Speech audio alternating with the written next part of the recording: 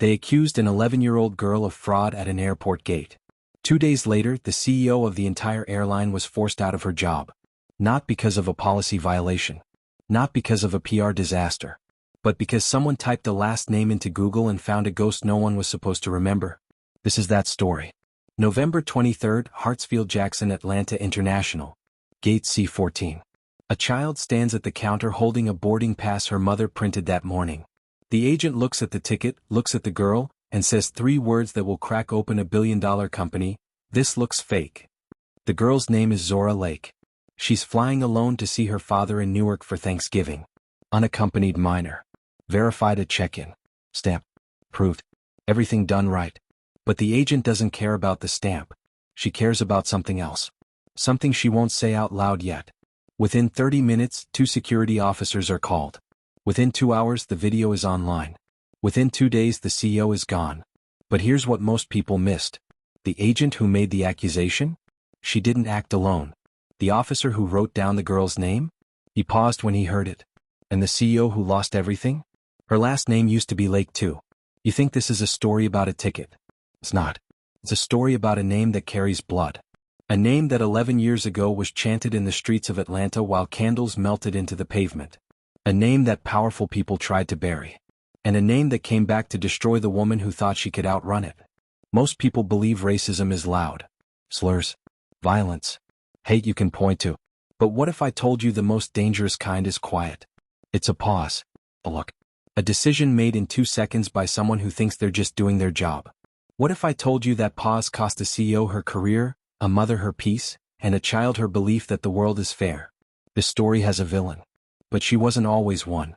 She used to be a girl who believed in fairness, who thought the system could be trusted. Then something happened. Something that taught her to look away. To survive by becoming sharp. To climb by forgetting where she came from. And when that name showed up on a boarding pass in an airport she technically owned, the pass didn't just knock. Kick the door down. If you've ever been accused of something you didn't do, this one's going to hit different. If you've ever wondered how far a single decision can ripple, stay with me. Because by the end of this, you're going to question every assumption you've ever made about who the bad guys really are. Zora Lake didn't know her cousin's name still had power. She didn't know that 11 years ago, a boy named Elijah Lake died on a sidewalk in Atlanta after an encounter with police that was never fully explained. She didn't know her last name was a scar on this city. She didn't know that when the officer wrote it down he recognized it. And she definitely didn't know that the woman running the airline had spent a decade trying to erase that same name from her own past. But the internet knew. And once the video went viral, once someone Googled that last name, the whole thing came apart. They say the truth always comes out. That's not true. The truth comes out when someone refuses to stay quiet. When a child says, "No, you're wrong," and the world finally listens. When a teenager with a phone decides to hit record. When a name that was supposed to be forgotten gets typed into a search bar at 2 in the morning by someone who couldn't sleep. This is a story about betrayal. About a system that protects its own until it can't anymore. About a mother who did everything right and still had to watch her daughter get humiliated in public. And about a CEO who thought she'd buried her past deep enough that it would never find her. She was wrong. Let me take you back to that morning. Hartsfield-Jackson, Atlanta International Airport. The busiest airport in the world. 2 days before Thanksgiving, and it looks like the entire country decided to fly at the same time. The air smells like cinnamon rolls from Cinnabon and burnt coffee from every gate. Overhead monitors blink red and orange with delays.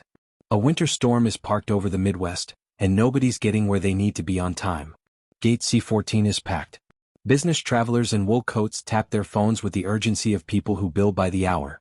A grandmother in a Falcons jersey juggles 2 toddlers and a diaper bag that looks like it weighs more than she does. A college kid with headphones around his neck sleeps against his backpack, mouth open, dead to the world. And then there's Zora. 11 years old. 4'9".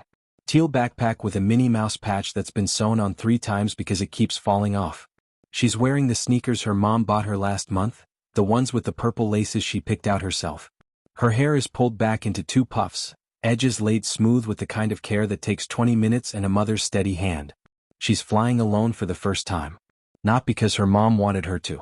Alana Lake would have driven to Newark if she could have. But she's a nurse at Grady Memorial Hospital, and the holiday season doesn't care about your family plans.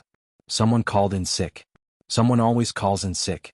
So Alana picked up the shift, printed the boarding pass, packed a tin of cinnamon rolls for Zora to take to her dad, and drove her daughter to the airport at 5 in the morning.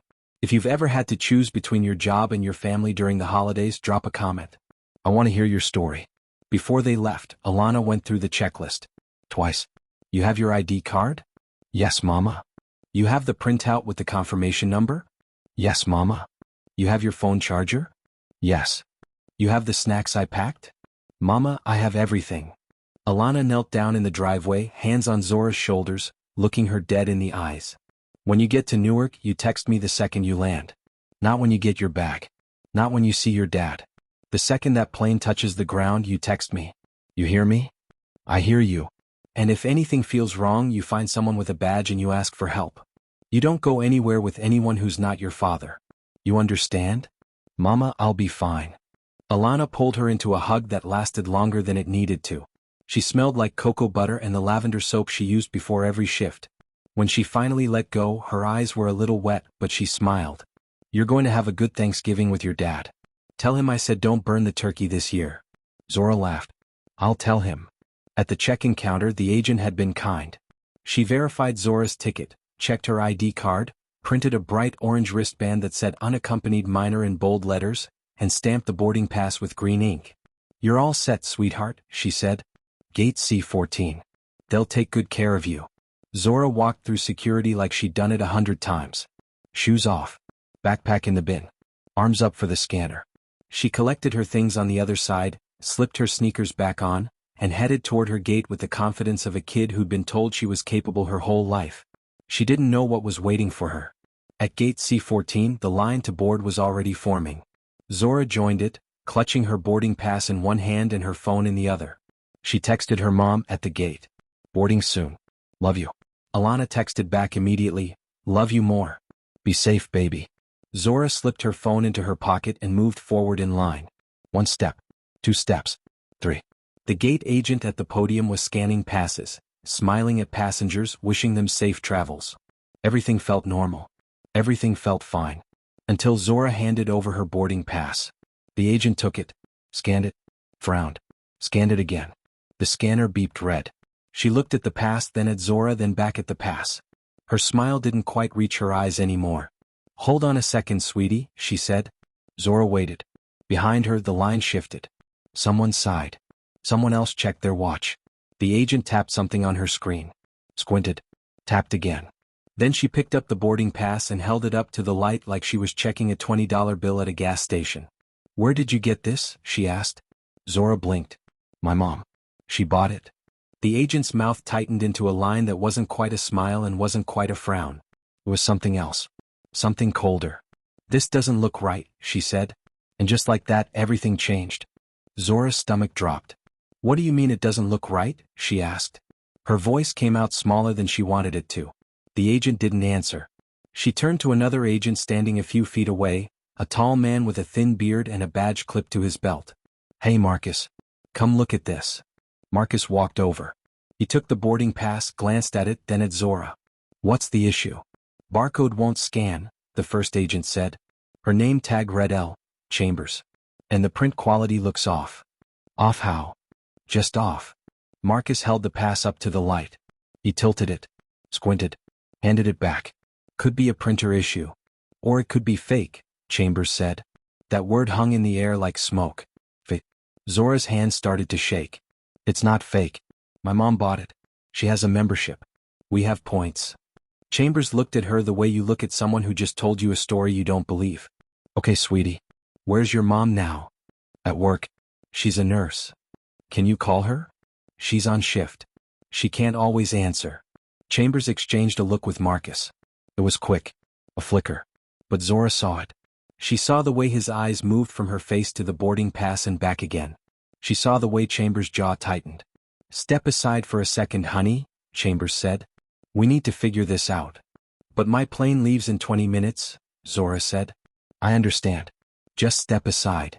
Zora moved to the side of the podium. Behind her, the line kept moving.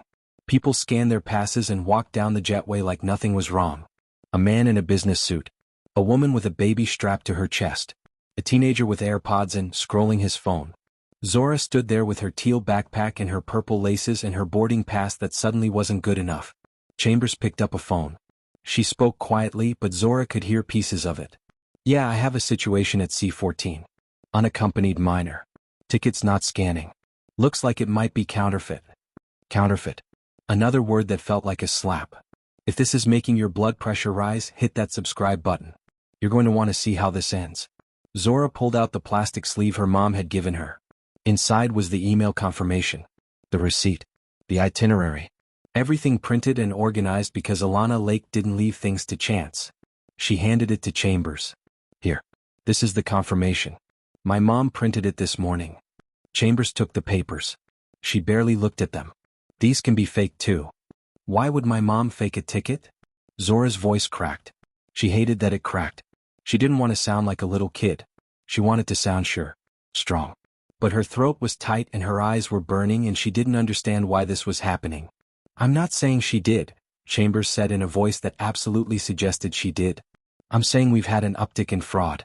People buy tickets from third-party sites, they get scammed, they show up here with fake passes. It happens all the time. We didn't buy it from a third-party site. We bought it from you.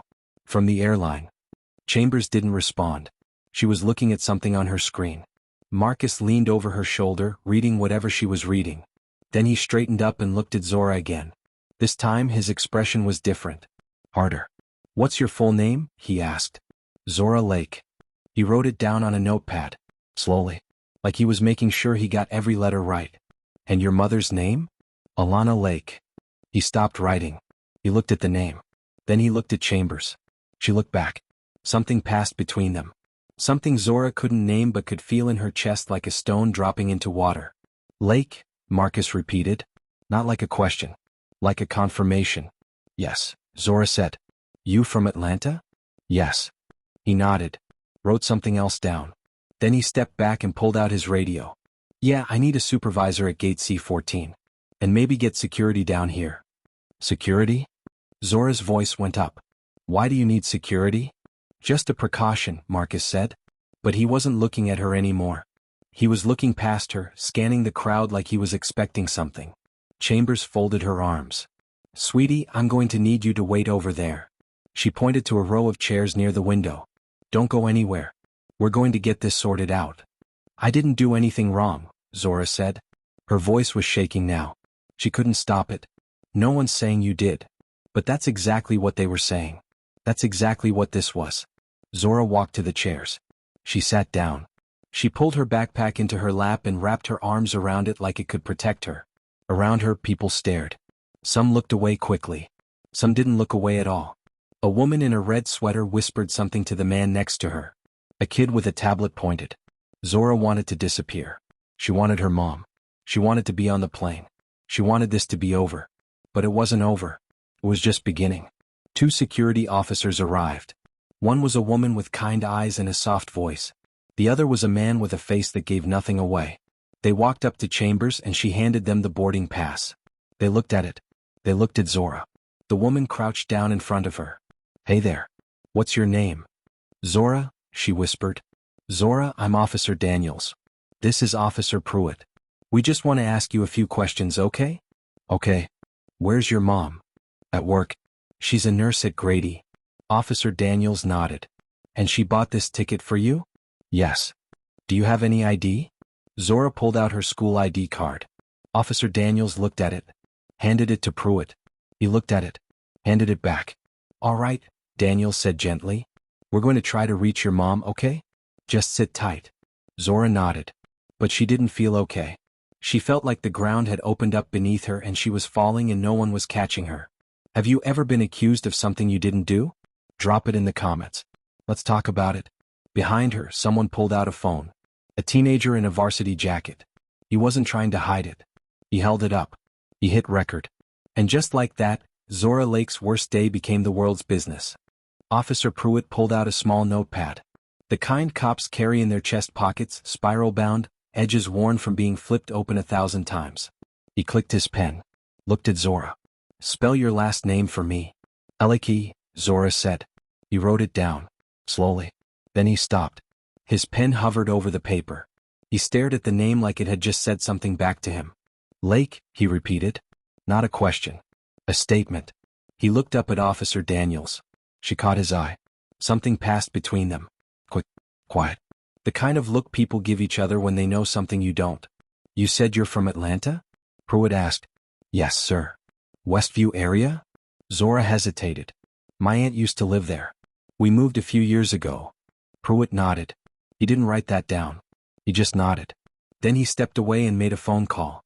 Zora couldn't hear what he was saying, but she saw the way his shoulders tensed. The way he turned his back to her like he didn't want her to see his face. Officer Daniels stayed close. She smiled, but it didn't reach her eyes. You doing okay, sweetheart? Zora didn't answer. She wasn't okay. She didn't know what was happening, but she knew it wasn't normal. She knew that when people heard her last name, something changed. She just didn't know why. What Zora didn't know, what she couldn't know, was that her last name carried weight in this city. It wasn't just a name. It was a memory. A wound. A headline that had burned bright for 3 weeks and then faded because that's what headlines do. They burn and then they go out and people move on. But some people don't move on. Some people carry it. And some people run from it. 11 years ago, on a July night so hot the asphalt felt like it was melting, a 14-year-old boy named Elijah Lake was walking home from a friend's house. He had his hoodie up because the mosquitoes were bad. He had his phone in his hand because he was texting his mom to let her know he'd be home in 10 minutes. He had a face that some people looked at and saw a kid. And some people looked at and saw a threat. 2 officers pulled up beside him. They said he matched the description of someone who'd been reported in the area. They told him to stop.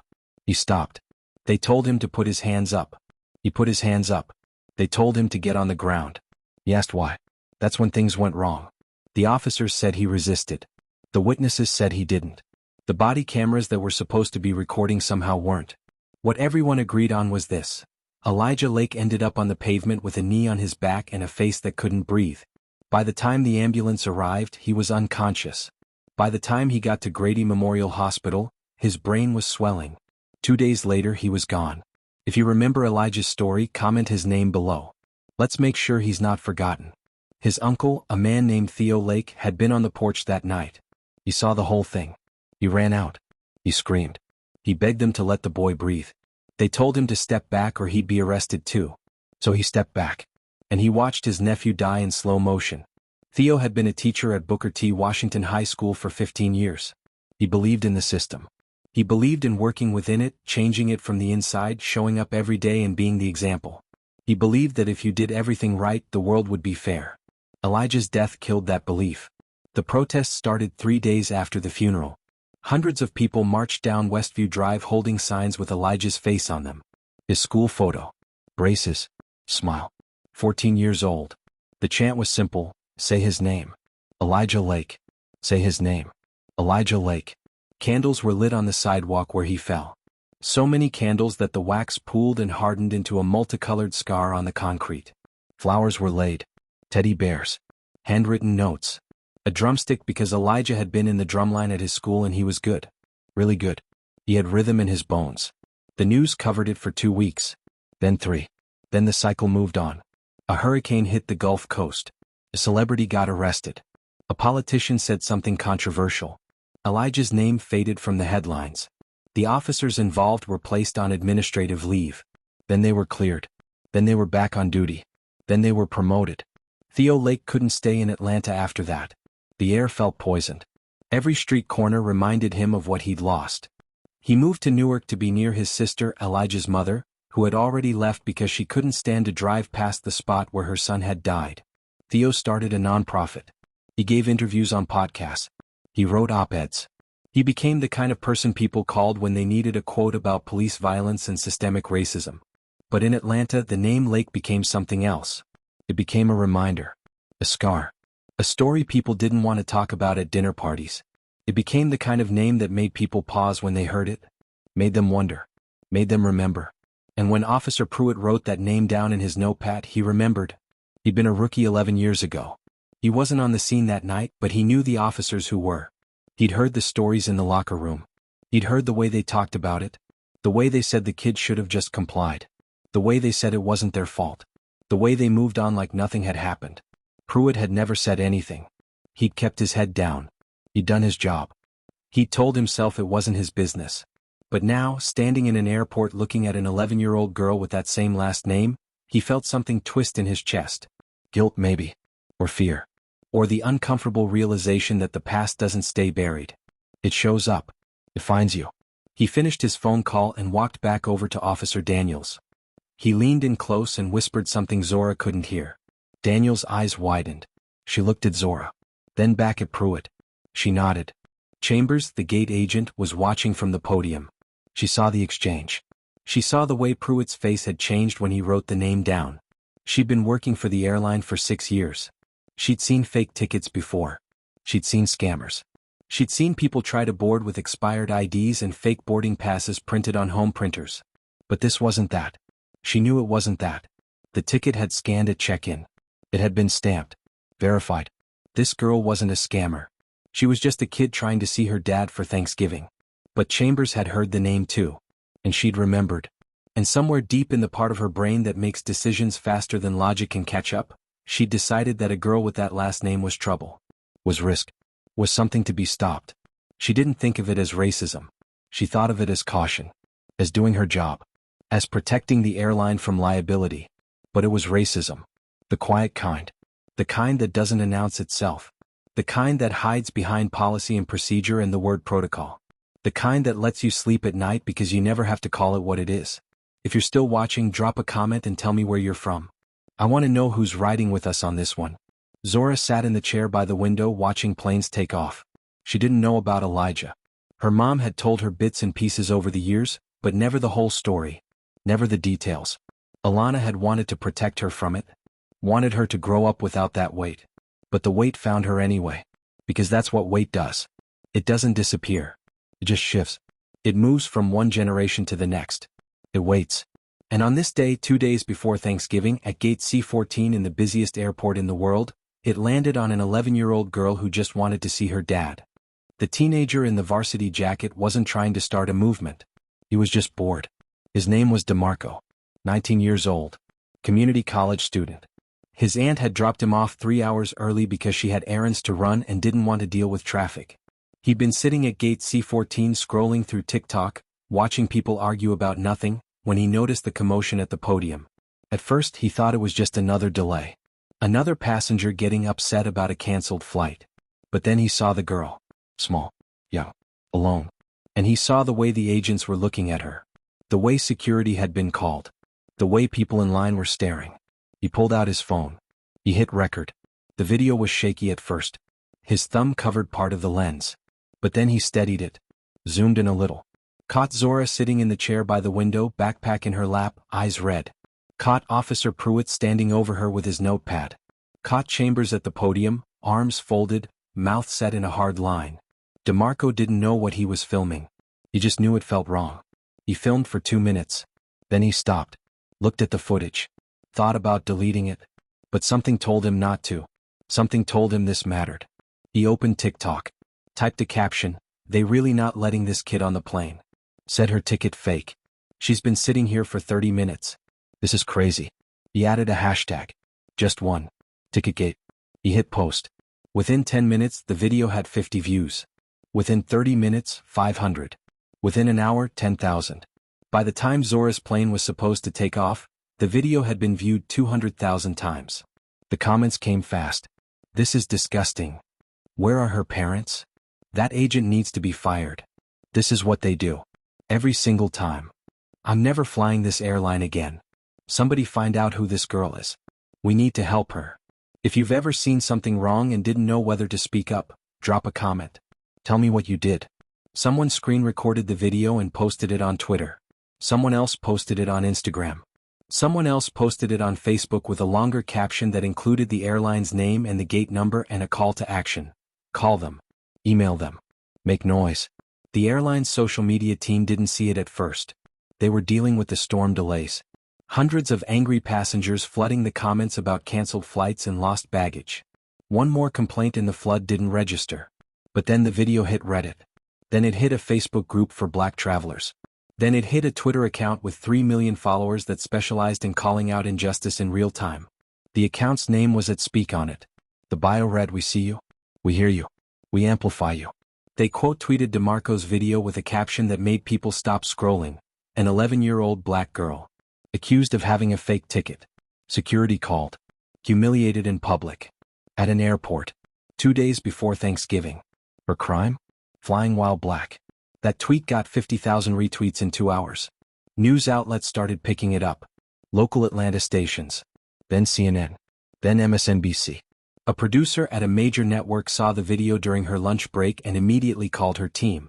We need to cover this. Now. By evening, Zora's face was on screens across the country. Not her name yet. Just her face. The teal backpack. The purple laces. The way she sat so still like she was trying to make herself smaller. People who had never met her felt like they knew her. Felt like she could have been their daughter. Their niece. Their student. Their neighbor. Mothers watched the video and felt their chests tighten. Fathers watched it and felt their fists clench. Teachers watched it and thought of every black student they'd ever taught who'd been accused of something they didn't do. Therapists watched it and thought of every client who'd told them about being profiled, being stopped, being questioned for just existing. The video became a mirror. People saw themselves in it, saw their fears, saw their trauma, saw the thing they'd been trying to explain to people who didn't want to listen. And the people who didn't want to see it? They showed up too. The trolls came out in force. Accounts with flags in their bios and numbers instead of names. They flooded the comments with the same tired script. We don't know the full story.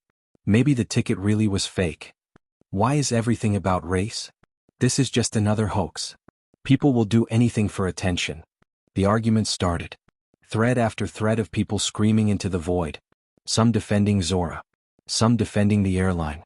Some saying it was all overblown. Some saying it was exactly the problem.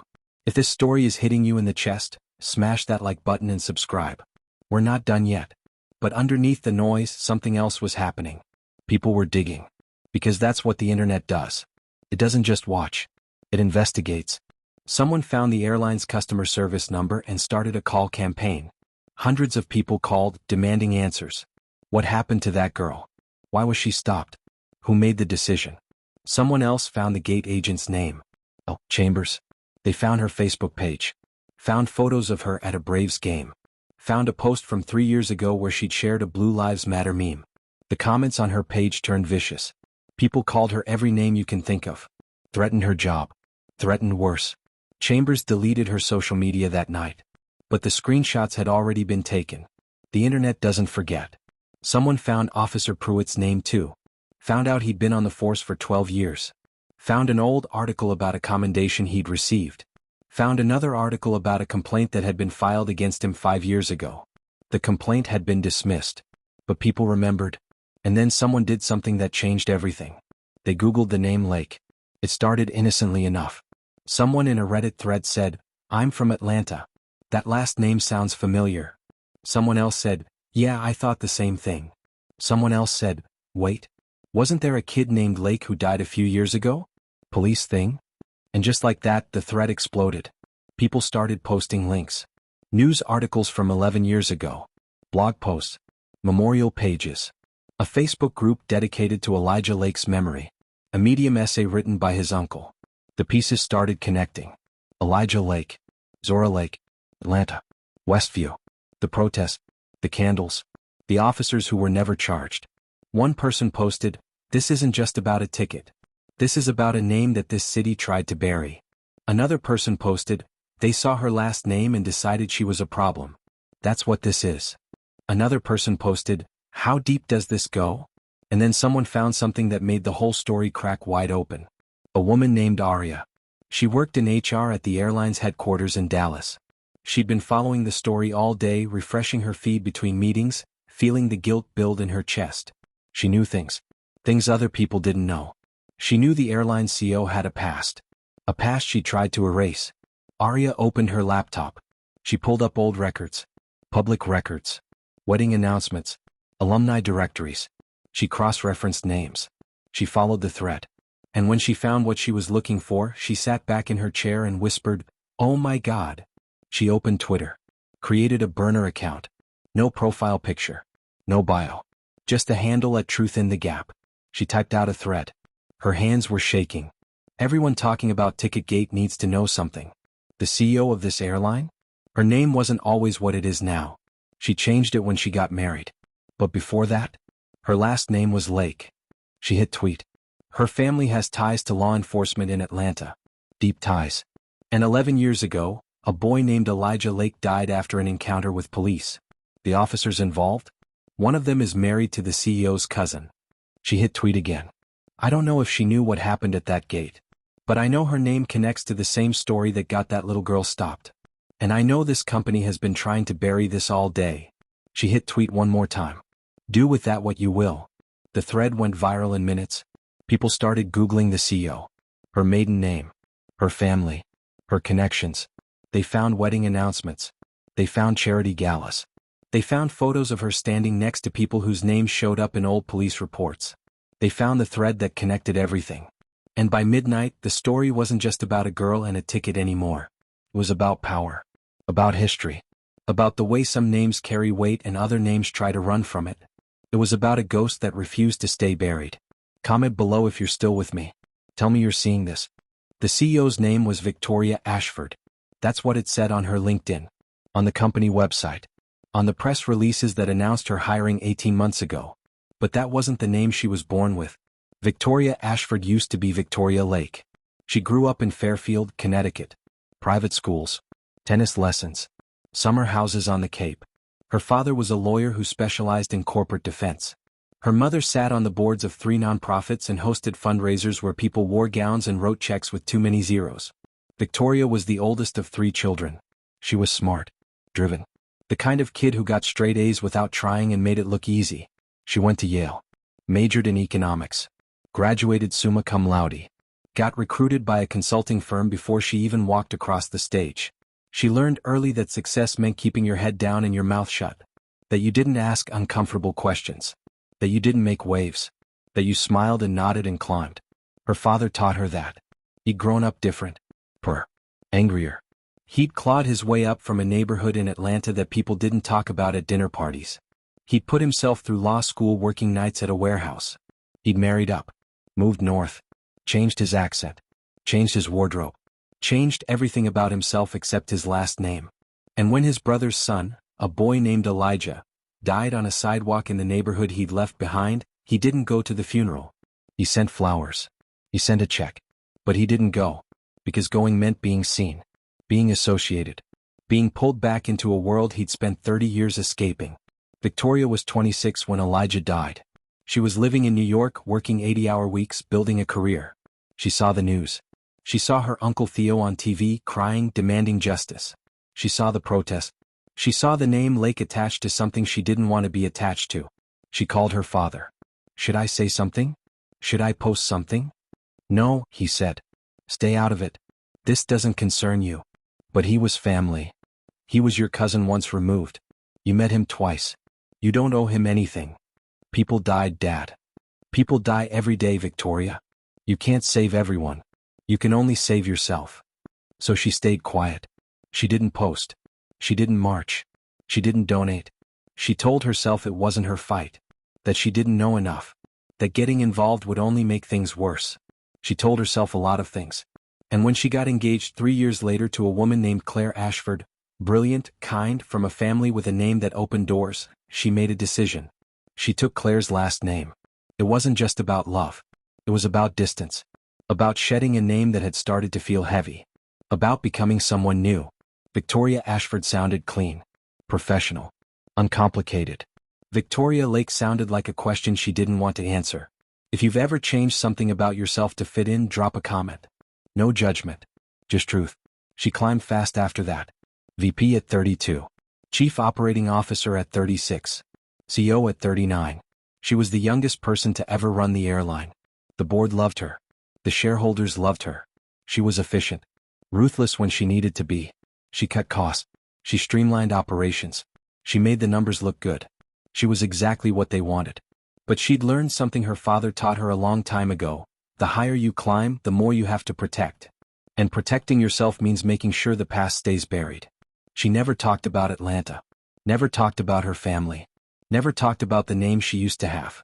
And when someone on her executive team once asked where she was from, she said, Connecticut, and changed the subject. She thought she'd buried it deep enough. She was wrong. Because on the night of November 23, While Zora Lake sat in a hotel room in Newark trying to forget the worst day of her life, someone on the internet typed a name into a search bar. And the algorithm did what algorithms do. It connected dots. It surfaced links. It pulled up old articles and new threads and names that shouldn't have been connected but were. Aria's thread blew up. People started digging deeper. They found Victoria's maiden name in a wedding announcement from 6 years ago. They found her father's name in a corporate directory. They found his brother's name in an obituary. They found Elijah's name in a memorial fund. They found the officers involved in Elijah's case. They found their names in public records. They found one of them, Officer Brennan, married to a woman named Stephanie Lake. They found Stephanie's Facebook page. They found a photo from a family reunion in 2009. In the back of the photo, standing near a grill, was a young woman who looked a lot like the CEO. The caption read, "Family Forever." People screenshot the photo, posted it, circled faces, drew lines. This is her. She's connected. She knew. The airline's board started getting calls. Reporters, investors, advocacy groups, all asking the same question. Did your CEO know about the incident at Gate C-14? And if she didn't, why not? The board called an emergency meeting. It was 10 o'clock at night. Half of them were on Zoom in pajamas. The other half were in offices, ties loosened, faces tight. The chairman spoke first. "We have a problem." Victoria was on the call. She looked calm. She always looked calm.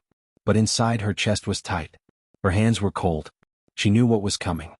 "There are allegations," the chairman continued, "that your family has connections to the officers involved in the Elijah Lake case.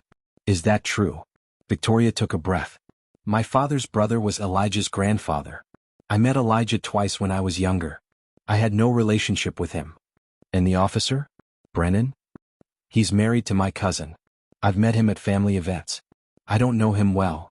But you know him." "I know of him." The board members exchanged looks. One of them, a man with silver hair and a voice like gravel, leaned forward. "Victoria, this is a PR nightmare. The optics are terrible. People think you had something to do with what happened at that gate." "I didn't," Victoria said.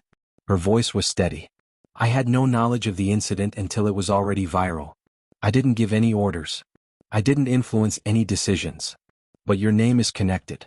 And in the court of public opinion, that's enough." Another board member spoke up. A woman with sharp eyes and sharper words. "We've spent the last 12 hours trying to control this story. We've issued statements. We've promised investigations. We've done everything we can. But the story keeps growing. And now it's not just about a ticket. It's about you." Victoria felt the room shift. Felt the walls close in. "What are you saying?" she asked. The chairman didn't blink. "We're saying we need to make a decision. A hard one. For the good of the company." Victoria's stomach dropped. "You're firing me. We're asking you to resign." The difference was semantic. The result was the same. "I didn't do anything wrong," Victoria said. Her voice cracked just a little. Just enough to show she was human. "We know," the chairman said. "But it doesn't matter. The story is bigger than the truth. And if we don't act, we lose everything." Victoria sat in silence. She thought about her father. About the way he'd taught her to climb. About the way he'd taught her to survive. About the way he'd told her to stay quiet when Elijah died. She thought about the girl at the gate. The one with the teal backpack and the purple laces. The one who'd been humiliated because someone saw her last name and made a decision in 2 seconds. She thought about how that girl's life had been changed by a name. Just like hers was about to be. If you're still here, comment, "I'm still here." Let me know you're riding this out with me. "I'll resign," Victoria said quietly. "But I want it on record that I had nothing to do with what happened." "It will be," the chairman said. "We'll make sure of that." But they wouldn't. Because the story was already written. And in that story, Victoria Lake, no, Victoria Ashford, was the villain. She ended the call. Closed her laptop. Sat in the dark of her home office and stared at the orchid on her desk. She kept it alive for 4 years. Watered it every Sunday. Trimmed the dead leaves. Watched it bloom. She wondered if anyone would water it after she was gone. Alana Lake got the call at 3:47 p.m. She was in the middle of inserting N4 into a patient's arm. A man in his 60s who'd come in with chest pains and a blood pressure that made her wince. Her phone buzzed in her scrub pocket. She ignored it. It buzzed again. And again. "You need to get that?" the patient asked. "I'm good," Alana said, taping down the 4 line. "Let me finish here." But the buzzing didn't stop. 4 calls. 5, 6. Her coworker, a nurse named Shanice, poked her head into the room. Alana. Your phone. It's been going off. I know. I'll check it in a second. It's your daughter's school calling. And someone else. Multiple times. Alana's hands froze. She looked at Shanice. Then at the patient. I'll be right back, she said, pulling off her gloves. She stepped into the hallway and pulled out her phone. 7 missed calls. 3 voicemails. 2 texts. The first text was from Zora. Mama, they won't let me on the plane. The second text was from a number she didn't recognize. Ms. Lake, this is Officer Daniels with airport security. We need to speak with you regarding your daughter. Alana's heart stopped. She called Zora. It rang twice before her daughter picked up. Mama? Zora's voice was small. Shaky. Baby, what's going on? What do you mean they won't let you on the plane? They said my ticket's fake. They called security. Mama, I didn't do anything wrong. Alana felt the heat rise in her chest. The kind of heat that starts in your stomach and climbs until it's behind your eyes. Put someone on the phone. Now. There was shuffling. Voices. Then a woman's voice came through. Ms. Lake? This is Officer Daniels. Why is my daughter being detained? Alana's voice was sharp. Controlled. The voice she used when doctors tried to override her in the ER. She's not detained, ma'am. We're just trying to verify her ticket. There seems to be an issue with the barcode. I bought that ticket 3 weeks ago. Directly from the airline. It was verified at check-in. What's the issue? The gate agent flagged it as potentially counterfeit. Counterfeit. Alana said the word like it tasted bad. My daughter is 11 years old. She's flying alone to see her father. I did everything right. I checked her in. I got her the wristband. I printed every document. And you're telling me someone thinks I gave her a fake ticket? We're just following protocol, ma'am. Protocol. Alana laughed. It wasn't a happy sound. Let me tell you what protocol looks like from where I'm standing. Protocol is my daughter being singled out. Protocol is you calling security on a child. Protocol is me having to leave my job in the middle of a shift to fix your mistake. Have you ever had to fight for your child in a system that wasn't built for them? Comment below. I see you. Ms. Lake, if you can come to the airport, we can sort this out. I'm on my way, Alana said. And when I get there, somebody better have answers. She hung up, took a breath, walked back into the patient's room and finished checking his vitals. Her hands didn't shake. Her voice didn't waver. She was a professional. She'd been doing this for 16 years. She knew how to compartmentalize. But inside she was screaming. She found her supervisor. Told her she had an emergency. Her supervisor, a white woman named Brenda who'd never had to leave work because her kid was being profiled, sighed. We're short-staffed, Alana. I know. Can it wait? No. Brenda looked at her. Saw something in her face. Nodded. Go. We'll cover. Alana didn't say thank you. She just left. The drive to the airport should have taken 30 minutes. She made it in 19. She parked in short-term, didn't care about the cost, and walked through the sliding doors like she was walking into battle. She found gate C14. Found her daughter sitting in a chair, backpack in her lap, eyes red. Found the officers standing nearby. Found the gate agent at the podium, arms folded, face blank. Alana walked straight to the podium. I'm Alana Lake, she said. Where's the person who called security on my child? Chambers turned. That would be me. Alana looked at her. Really looked at her. Saw the name tag. Saw the tight mouth. Saw the way her eyes flicked to Zora and then away. You told my daughter her ticket was fake, Alana said. The barcode wouldn't scan. So you called her a liar. I didn't. You called security. On an 11-year-old. You made her sit here for over an hour while people stared at her like she was a criminal. You humiliated my child. Chambers' jaw tightened. I was doing my job. Your job, Alana repeated. She stepped closer. Not threatening. Just close enough that Chambers had to look her in the eye. Your job is to scan a ticket and let people board. Not to interrogate children. Not to make assumptions. Not to decide who looks like they belong and who doesn't. I didn't make any assumptions. Yes, you did. Alana's voice dropped. Got quieter. More dangerous. You saw my daughter. You saw her last name. And you decided something was wrong. Don't stand there and tell me you didn't. Chambers didn't respond. Because she couldn't. Because Alana was right. Officer Daniel stepped forward. Ms. Lake, if we could just verify the ticket. Verify it? Alana pulled out her phone, opened her email, pulled up the confirmation, shoved the screen in Daniel's face. Here. Confirmation number. Receipt. Itinerary. Everything you need. Now run it. Daniels took the phone, walked over to the podium, typed something into the computer, waited. Her face changed. It's here, she said quietly. What? Chambers said. The reservation. It's in the system. It's been here the whole time. The air went still. Alana took her phone back, looked at Chambers. So my daughter's ticket wasn't fake. It was your scanner. Or your training. Or your bias. Which one? Chambers opened her mouth, closed it, opened it again. I'm sorry. There must have been a system error. A system error? Alana said. She laughed. It was the saddest sound. You know what the error was? The error was you looking at my baby and seeing a problem instead of a person. She turned to Zora, knelt down, took her face in her hands. You okay? Zora nodded, but tears were sliding down her cheeks.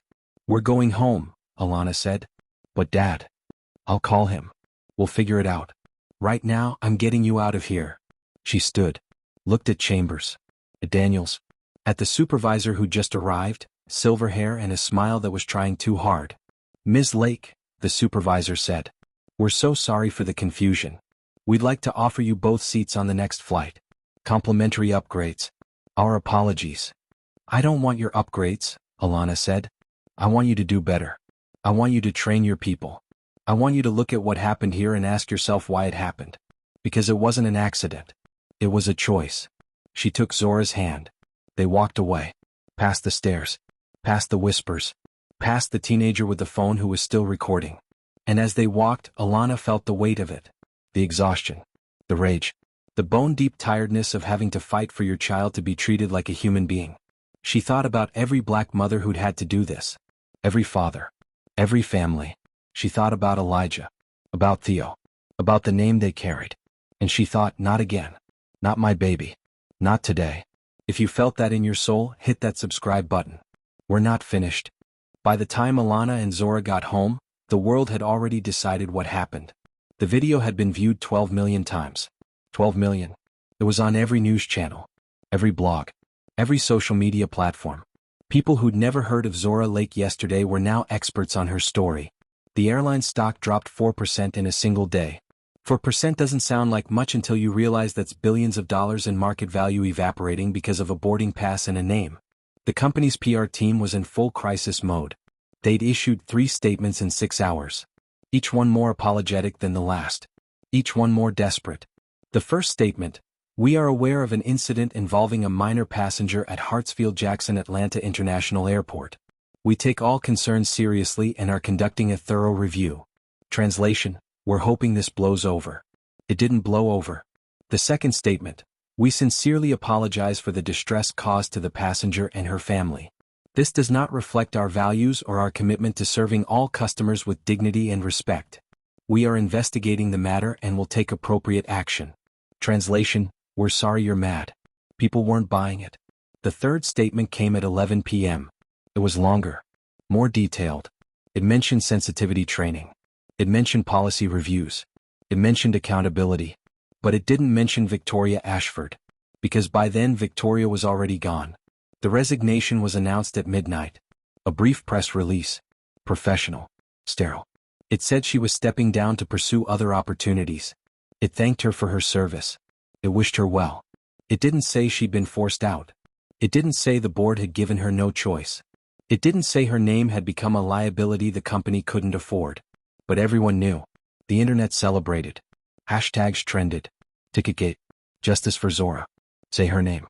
People posted screenshots of the resignation announcement with captions like, accountability looks like this, and one down, how many more to go? But some people weren't celebrating.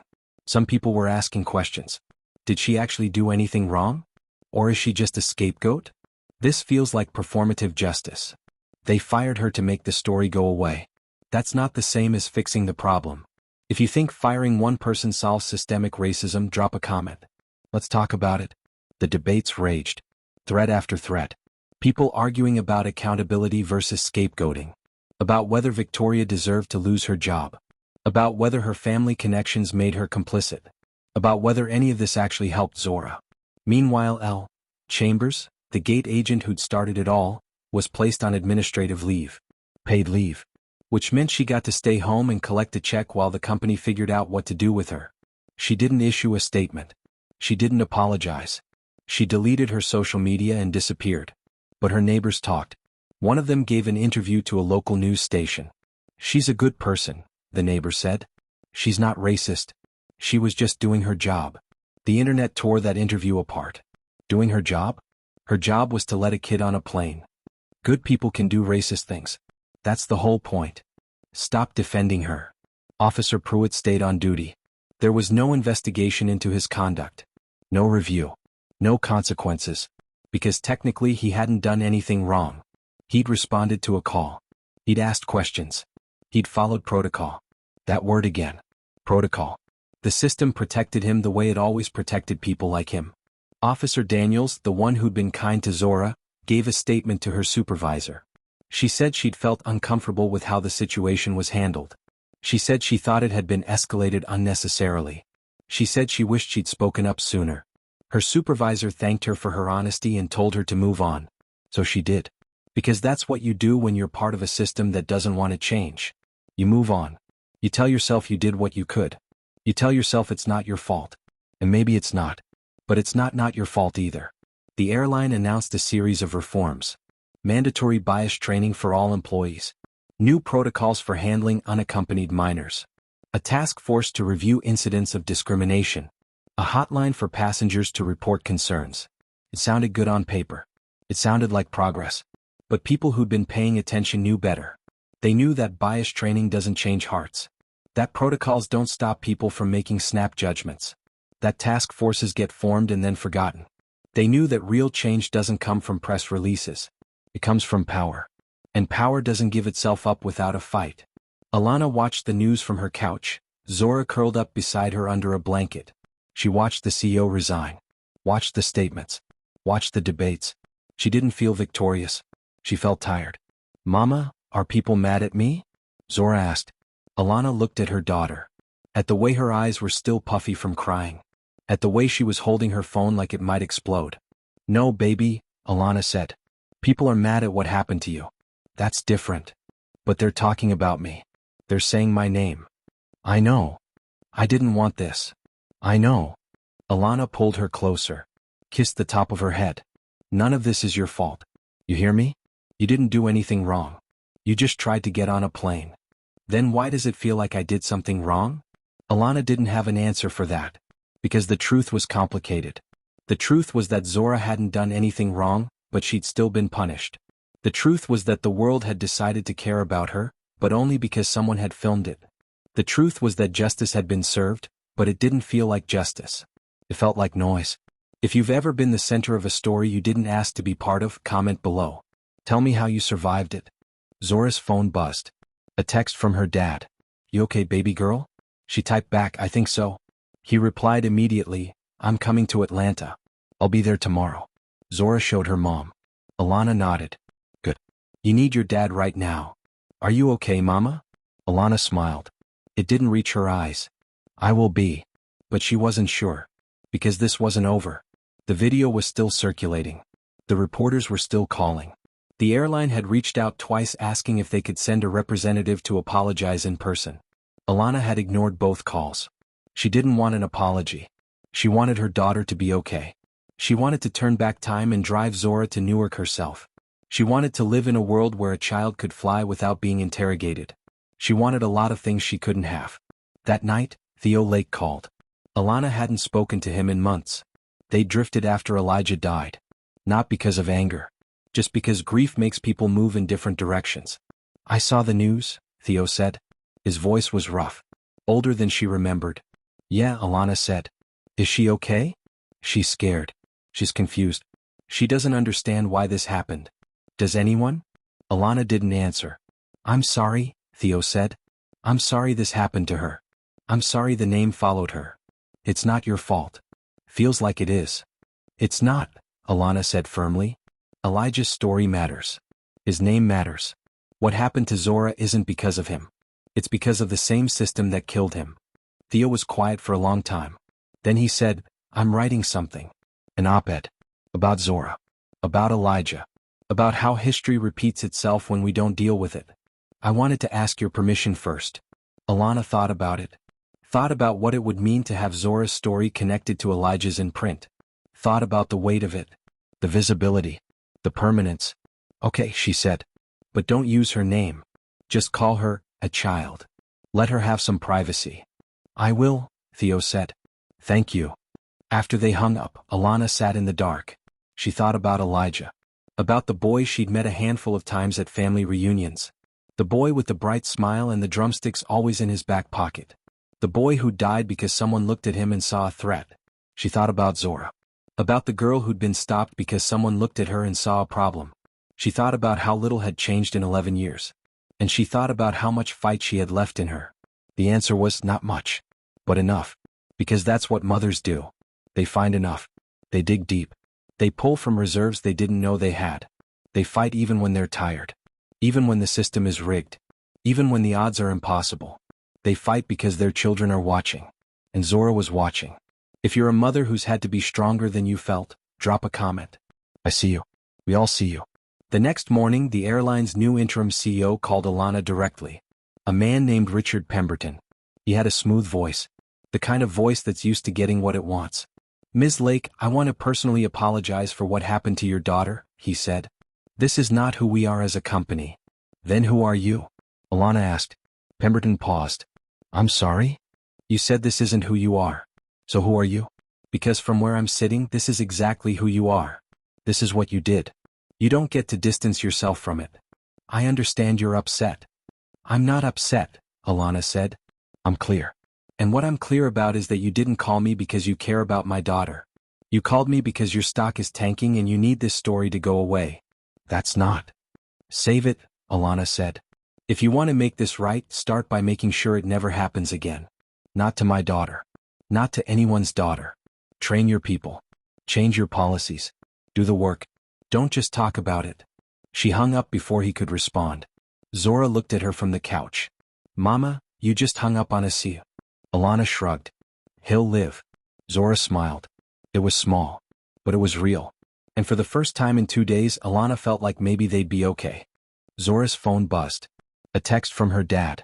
You okay, baby girl? She typed back, I think so. He replied immediately, I'm coming to Atlanta. I'll be there tomorrow. Zora showed her mom. Alana nodded. Good. You need your dad right now. Are you okay, Mama? Alana smiled. It didn't reach her eyes. I will be. But she wasn't sure.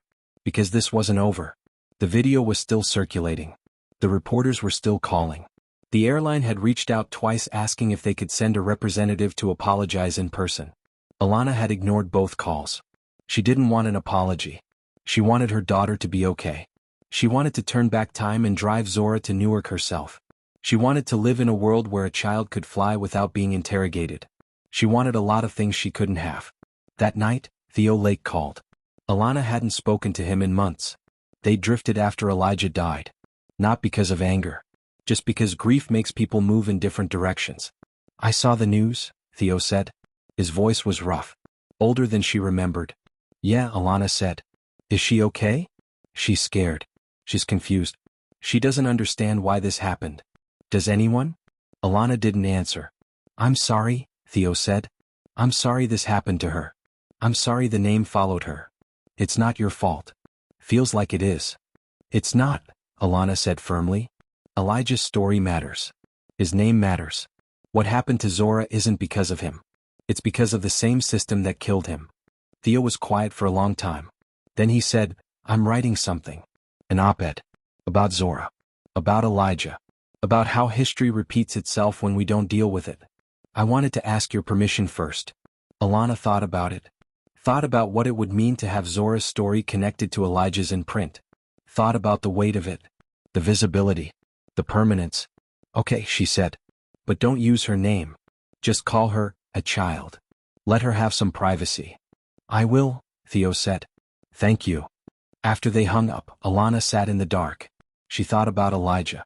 About the boy she'd met a handful of times at family reunions. The boy with the bright smile and the drumsticks always in his back pocket. The boy who died because someone looked at him and saw a threat. She thought about Zora. About the girl who'd been stopped because someone looked at her and saw a problem. She thought about how little had changed in 11 years. And she thought about how much fight she had left in her. The answer was not much. But enough. Because that's what mothers do. They find enough. They dig deep. They pull from reserves they didn't know they had. They fight even when they're tired. Even when the system is rigged. Even when the odds are impossible. They fight because their children are watching. And Zora was watching. If you're a mother who's had to be stronger than you felt, drop a comment. I see you. We all see you. The next morning, the airline's new interim CEO called Alana directly. A man named Richard Pemberton. He had a smooth voice. The kind of voice that's used to getting what it wants. Ms. Lake, I want to personally apologize for what happened to your daughter, he said. This is not who we are as a company. Then who are you? Alana asked. Pemberton paused. I'm sorry? You said this isn't who you are. So who are you? Because from where I'm sitting, this is exactly who you are. This is what you did. You don't get to distance yourself from it. I understand you're upset. I'm not upset, Alana said. I'm clear. And what I'm clear about is that you didn't call me because you care about my daughter. You called me because your stock is tanking and you need this story to go away. That's not. Save it, Alana said. If you want to make this right, start by making sure it never happens again. Not to my daughter. Not to anyone's daughter. Train your people. Change your policies. Do the work. Don't just talk about it. She hung up before he could respond. Zora looked at her from the couch. Mama, you just hung up on a C. Alana shrugged. He'll live. Zora smiled. It was small. But it was real. And for the first time in 2 days, Alana felt like maybe they'd be okay. Theo Lake's op-ed was published in the Atlanta Journal-Constitution 3 days after the incident. The headline read, 2 children. 1 name. 11 years apart. When does it end? It went viral within an hour. Theo wrote about Elijah. About the boy who loved drumming and hated broccoli and wanted to be a music producer when he grew up. About the night he died. About the officers who walked free. About the system that protected them. Then he wrote about Zora. About a child who'd done everything right and still been treated like a criminal. About a name that carried weight she didn't ask for. About a country that kept making the same mistakes. He wrote, we tell our children to follow the rules. To be respectful. To comply. We tell them that if they do everything right they'll be safe. But that's a lie. Because Elijah did everything right. And a child at an airport did everything right. And it didn't matter. It never matters when the system sees you as guilty before you open your mouth. He wrote, 11 years ago I watched my nephew die on a sidewalk. I watched officers kneel on his back while he begged to breathe. I watched the system call it justified. I watched the world move on. And I thought, never again. But here we are. Different child. Different city. Same story. Same system. Same silence from the people who have the power to change it. He wrote, how many more children have to be humiliated? How many more families have to fight for basic dignity? How many more names have to trend before we admit that this isn't about individual bad actors? This is about a system that was designed to do exactly what it's doing. And until we dismantle that system, we're just rearranging deck chairs on the Titanic. The op-ed ended with a question, when does it end? People shared it everywhere. Twitter, Facebook, Instagram, Reddit. It was read aloud on podcasts, quoted in news segments, printed and taped to bulletin boards in community centers and coffee shops. Some people called it powerful. Some people called it necessary. Some people called it the most important thing they'd read all year. And some people called it divisive. Not everything is about race. He's making this political. Why can't we just move on? If Theo's words hit you, drop a comment and tell me why. Let's keep this conversation going. But the people who said those things were drowned out by the people who understood. The people who'd lived it. The people who'd watched their own children be profiled. The people who'd had to have the talk with their kids about how to survive an encounter with police. The people who knew that moving on was a privilege they didn't have. The op-ed sparked a movement. Not a big one. Not the kind that makes history books. But the kind that matters. The kind that happens in living rooms and church basements and school board meetings. Parents started organizing. They formed a coalition called Families for Dignified Travel. They demanded that airlines implement stronger anti-discrimination policies. They demanded oversight. They demanded accountability. They held a rally at Hartsfield-Jackson. 200 people showed up. They held signs. They chanted. They told their stories. A mother from Detroit talked about her son being pulled aside for random, screening 5 times in a row. A father from Houston talked about his daughter being asked if she was traveling alone because she didn't look like the man she was with, her own father. A grandmother from Chicago talked about being accused of stealing a first-class ticket she'd saved for months to buy. The stories poured out. Hundreds of them. Thousands. People who'd been silent because they thought it was just them. People who'd been told they were overreacting. People who'd been gaslit into believing it was their fault. They weren't silent anymore. The rally was covered by local news. Then national news. Then international news. The hashtag dignified travel started trending. Airlines started paying attention. Not because they wanted to. Because they had to. 3 major airlines announced policy changes within 2 weeks. Mandatory bias training. Independent review boards for discrimination complaints. Public reporting of incidents. It wasn't enough. It was never going to be enough. But it was something. And sometimes something is how change starts. Zora watched the rally on TV. She saw people holding signs with her name on them. Not her full name. Just justice for Zora. She saw people crying. She saw people hugging. She saw people who looked like her and people who didn't, all standing together. "Mama, why are they doing this?" she asked. "Because what happened to you mattered," Alana said. "And they don't want it to happen to anyone else." "But I didn't do anything." "That's the point, baby. You didn't have to do anything. You just had to exist. And that was enough for someone to see you as a problem. These people are saying that's not okay." Zora was quiet for a moment. Then she said, "I want to say thank you." "To who?" "To them. To the people at the rally." "Can I?" Alana thought about it. Thought about putting her daughter back in the spotlight. Thought about the comments. The attention. The pressure. But she also thought about agency. About letting Zora have a voice in her own story. "If you want to," Alana said, "we can record something. You don't have to show your face. Just your voice." So they did. Zora sat on the couch with her mom's phone in her hand. She took a breath. She hit record. "Hi. My name is Zora. I'm the girl from the airport. I just wanted to say thank you to everyone who's been supporting me. I didn't understand why this happened. I still don't really understand. But I know it wasn't my fault. And I know that because of all of you. So thank you. And I hope that what happened to me doesn't happen to anyone else. Because it's really scary. And no kid should have to feel that way." She stopped recording. Looked at her mom. "Is that okay?" Alana's eyes were wet. "It's perfect." They posted the video on Twitter. Alana's account. No face. Just audio over a black screen with white text that said, "From Zora." The video was viewed 8 million times in 24 hours. The comments were overwhelming. Supportive. Loving. Protective. "We see you, Zora. You're so brave. Thank you for speaking up. You deserved better. We're going to keep fighting for you." There were negative comments too. There always are. People saying she was being used.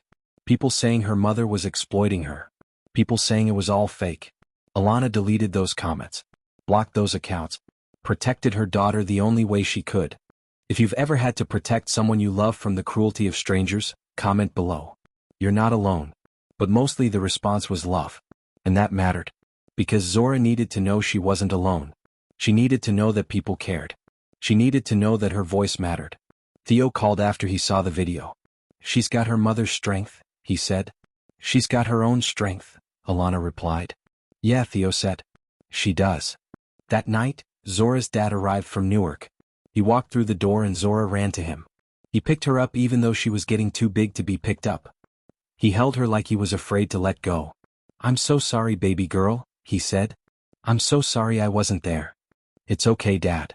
"It's not okay. But we're going to be okay. You hear me?" Zora nodded against his shoulder. And for the first time since it happened, she believed it. They were going to be okay. Not because the system had changed. Not because justice had been served. But because they had each other. And because people were paying attention. And because sometimes that's enough to keep going. 3 weeks after the incident, Zora went back to school. She didn't want to. She'd spent the days since Thanksgiving at home, wrapped in blankets, watching movies she'd seen 100 times, avoiding her phone. Her mom had kept her home the first week. Then the second. Then Zora asked if she could stay home forever. "You can't hide forever, baby," Alana said gently. "I'm not hiding. I just don't want to go back." "Why not?" "Because everyone knows. Everyone saw the video. They're going to stare at me." Alana sat down next to her. "Maybe. But you know what else they're going to see? They're going to see a girl who survived something hard. A girl who spoke up. A girl who's stronger than she thinks she is. I don't feel strong. You don't have to feel it for it to be true. So Zora went back. Her dad drove her. Walked her to the front door. Squeezed her hand. You got this, he said. Zora wasn't sure. But she walked through the doors anyway. The hallway went quiet when she walked in. Not completely. But enough. Enough that she noticed.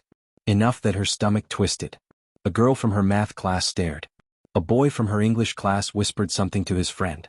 A teacher smiled at her with the kind of smile that said, I know what happened and I feel bad for you.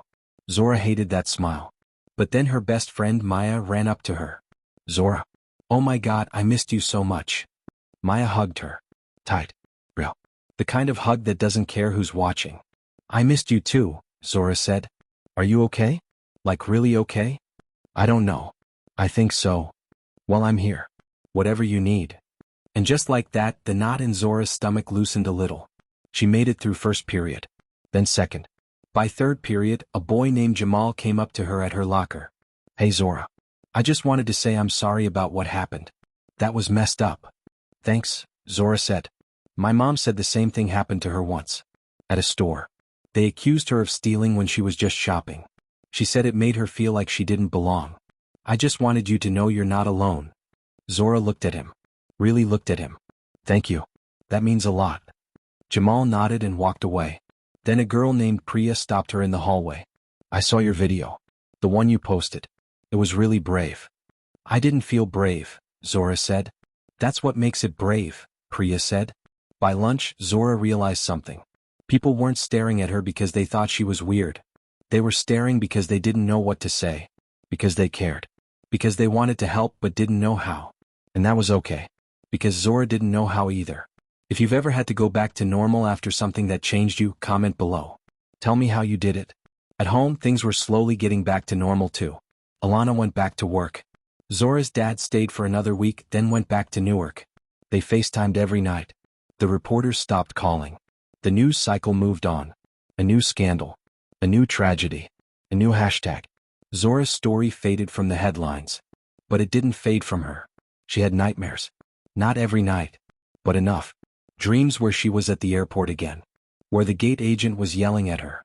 Where security was dragging her away. Where no one believed her. She'd wake up sweating. Heart pounding. And her mom would be there. Every time. Sitting on the edge of her bed. Rubbing her back. Whispering, you're safe. You're home. I'm here. Alana took her to a therapist.